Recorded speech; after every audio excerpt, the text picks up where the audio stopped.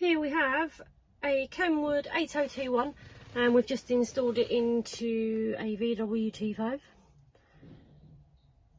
And there it is in all its glory, sat in the dash. Got a fascia around it that's allowed it to go into the vehicle and look like it's part of the furniture.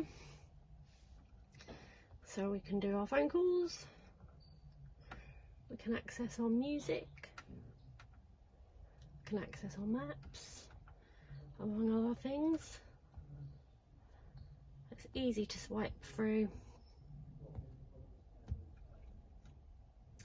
It has a digital radio.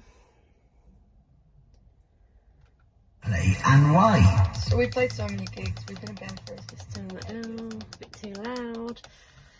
So you can get stations in alphabetical order. It's really easy to use. You just pick one, press and hold,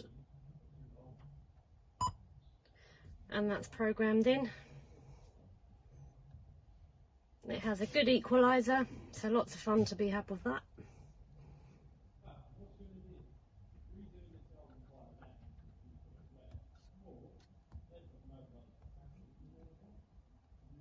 Keeps everything in one place, nice and organised.